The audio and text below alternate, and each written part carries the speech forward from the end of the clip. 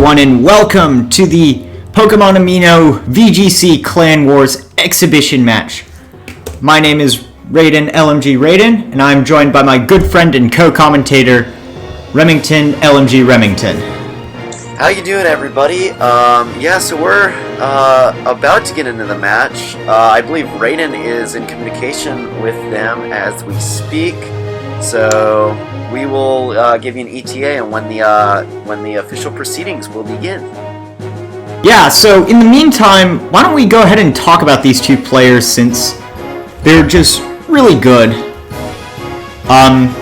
We've got Nate, aka Arcaninetails, and we have Kyle, aka Animus VGC, and these are two really good players. Both of them were leaders in the last Clan Wars season before it met its untimely end, and both are consistently some of the strongest players on Amino. Why don't we go ahead and break down their teams real quick? Alright, which team do you want to do first? I'm just going to read off both teams and then we'll kind of discuss them. So, Up first, I've got Nate's team of Arcanine, Tapu Fini, Tapu Koko, Gigalith, Porygon 2, and Kartana.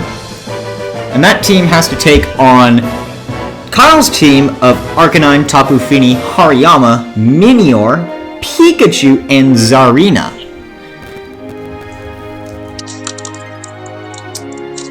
Yeah, so I guess we'll go into Nate's team first. So obviously not a super amount of fast Pokemon, so he will be using, he does have a Trick Room option, so we'll definitely see that possibly, especially since Kyle's team is generally on the fast side, with Hariyama being his slowest Pokemon. Yeah, one thing Remington and I were talking about before the match was Kyle really relies on getting that Minior a Shell Smash courtesy of Hariyama or Pikachu's Fake Out. That Shell Smash, then, once it goes into Shield's down form, it's at base 120 speed, sitting at +2. That thing is going to be outspeeding some massive threats. Yeah, it is pretty pivotal for Kyle to get that Shield Smash open, because otherwise Tapu Koko can outspeed it in Shield's down form if it does not get the Shell Smash up.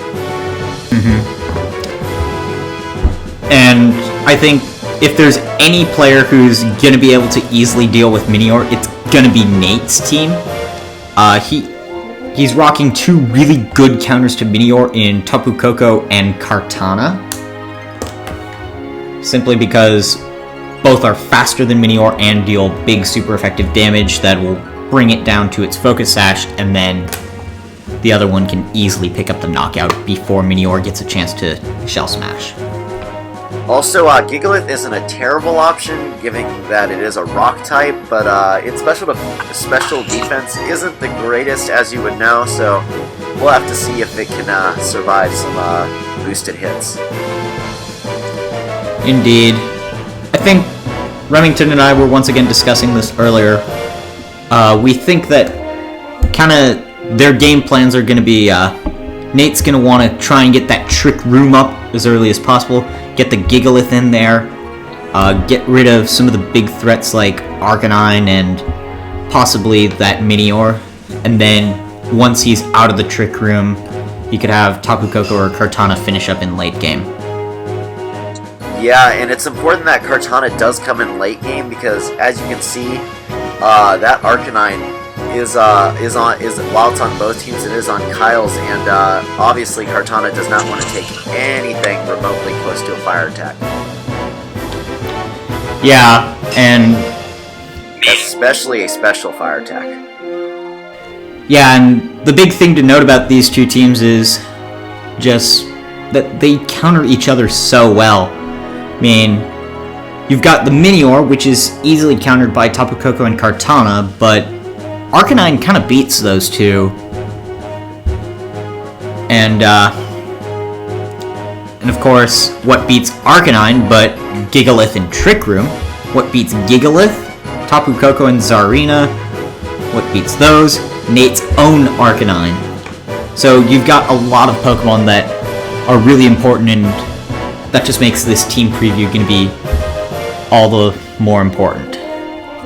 Yeah, so do we want to go through the sets, or we just want to let it play out? Probably just let it play out. I think that these two are ready to start game one of this best of three set between Nate, aka Arcaninetails, and Kyle, aka Animus. And here we are, ladies and gentlemen, inside of this first game of Kyle, aka Animus VGC on the bottom of your screen, and Atmosphere VGC on the top of your screen, aka Nate, aka Arcaninetails. So we've talked a lot about what these two are probably going to be bringing, but yeah. Do you have anything you want to add, Remington? I'd just say if that Minior goes out first for Kyle, he's definitely going to want some fake-out support for that Shell Smash. So if he goes out, probably going to be that Pikachu, just in case that Tapu Fini comes out and wants to do some really good damage to that Minior. And speaking of which, we're going to get into Game 1. We are seeing the Hariyama Minior lead from Kyle against the Kartana and Tapu Koko lead from Nate. Can't remember his name. So importantly, one of Minior's counters is actually two of Minior's counters are in fact on the field right now. So it's interesting to see how Kyle will play it. Which one will he fake out? Yeah, I definitely feel that he's probably going to go for a fake out onto the Tapu Koko, which, if he knew the sets, would definitely be the beneficial play, since that Tapu Koko is in fact an Assault Vest set, as opposed to a typical Life Orb set, or even the Choice Spec set. Kind of a little surprised to see the Hariyama does go for the fake out here. Gets the fake out off onto Tapu Koko. Kartana launches the Bloom Doom into Hariyama, gets the Beast Boost after the one-hit knockout, and Minior gets it Shell Smash up. So currently it is sitting at +2 attack, special attack speed, and a bit lower defenses as Pikachu comes out now. Yeah, so I do not know Pikachu's speed, but I do know it is very, very fast, so it'll be interesting to see. And the Tapu Koko gets switched out. We see the Tapu Koko switch out for the Arcanine as Pikachu goes for the feint onto the Kartana as Power Gem launches, not quite able to pick up the knockout. So, I do respect the switch from Pikachu, probably for Lightning Rod purposes, but Nate just pulling a little bit ahead in this match. Yeah, I think Kyle might be able to return the knockout favor, though, because it seems right now it is faster than the Origami probably and the Arcanine. Alright, Pikachu does go for a feint onto the Arcanine. Arcanine deals big damage with extreme speed, almost KOs the Pikachu, but Pikachu does hold on as Minior is reduced down to its Focus Sash courtesy of that Smart Strike from Kartana, as we see the Gigalith come out. So each trainer is now at just 3 Pokemon remaining. Minior goes for a Dazzling Gleam, fires off and does pick up the knockout onto Kartana. Gigalith taken down to very low health by Pikachu's Volt Tackle, restores up with its Ayapa Berry, and now it is just the Arcanine against the Tapu Koko and the Gigalith. Ooh, there goes the Sky Drop.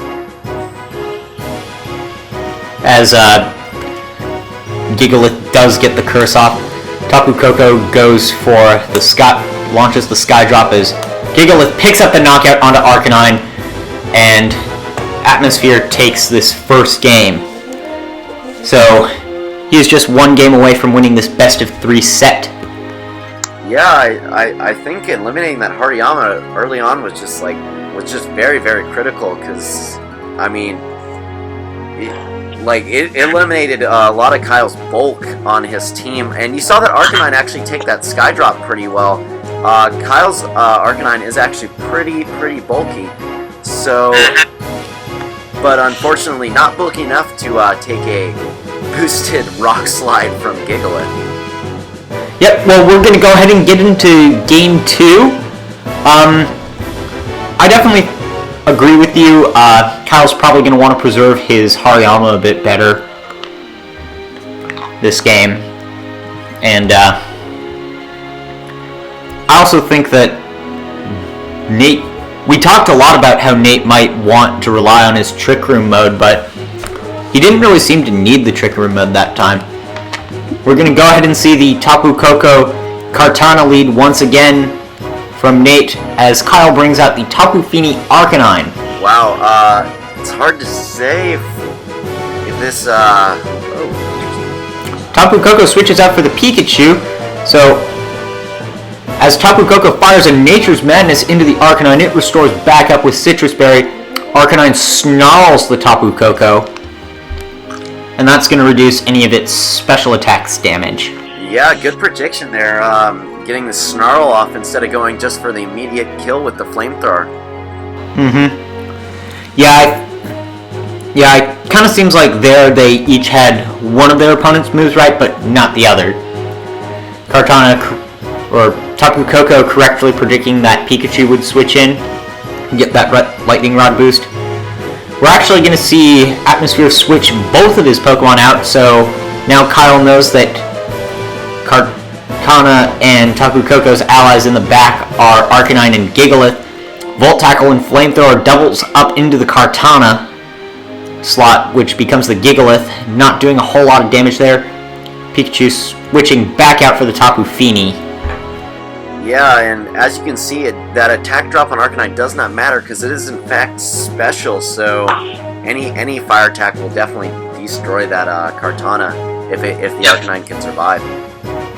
Gigalith switches back out, so the Electric Terrain is up. Arcanine reveals Helping Hand, trying to help its ally Tapu Fini, but Wild Charge from Atmospheres takes out the Tapu Fini. As Hariyama is revealed to be the last Pokemon that Kyle has. Well, on the bright side, Kyle does have 2 Fake Outs, so at least he can get 1 free turn if he so chooses. Indeed, and he's going to do just that. Pikachu switches into the Thunderbolt, gets the Lightning Rod boost. Hariyama showing its thick fat ability and taking that Flare Blitz and firing back, taking out the Arcanine. So each trainer now has 3 Pokemon left as Kartana is brought out. Wow, that was a really excellent play by Kyle there. Obviously, the Hariyama is not going to want to stay in here, and since it does have that Arcanine in the back, he's probably going to want to switch out. Instead, he does not switch out and Pikachu goes for a Fake Out onto the Kartana. Hariyama takes out the Kartana with a close combat as both Hariyama and Pikachu take a Dazzling Gleam very well. Hariyama probably really liking the Assault Vest that it has. Yeah, the Hariyama took that excellently, especially with that special defense drop. Wow, I did not realize the special. I mean, obviously it's bulky, but I didn't realize it was that bulky. Hariyama switching out for the Arcanine. Pikachu going down this turn as Gigalith squashes Arcanine with that heavy slam, but not doing a whole lot. Hariyama faking out the Tapu Koko. Arcanine delivering an Expert Flamethrower into the Tapu Koko, but not really doing a whole lot of damage courtesy of Tapu Koko's Assault Vest. Hariyama getting an Helping Hand boosted Feint as Arcanine comes out, or Arcanine goes down, and Atmosphere takes this best of 3 set into back-to-back well-played games. Yeah, that Feint was just not enough to take it out. Unfortunately, and that Rock Slide, of course, was gonna kill our Arcanine no matter what. It's tough to say if Hariyama would have survived that, but and he would have had to survive it and then do a close combat that would kill a more than half health Gigalith at the end of the turn with plus defense. So Yeah, and as shown earlier, and as we mentioned, it was a thick fat Hariyama, so I don't really think it could have done that. Simply because it just doesn't have the power of a Guts Hariyama. Still powerful, but not nearly as powerful. Yeah, it's interesting that Kyle left his Mini-Or there, obviously saying that the strategy didn't go that well for him last time. Well, that is going to be it for this best of 3 exhibition match. We thank you guys for watching, and if you have feedback for us, this is our first time doing this for an audience, so please let us know what you think down in the comments below. You can follow either of us on Twitter, which are on screen, or the channel Twitter, and we'll see you guys next time. See you next time, everybody.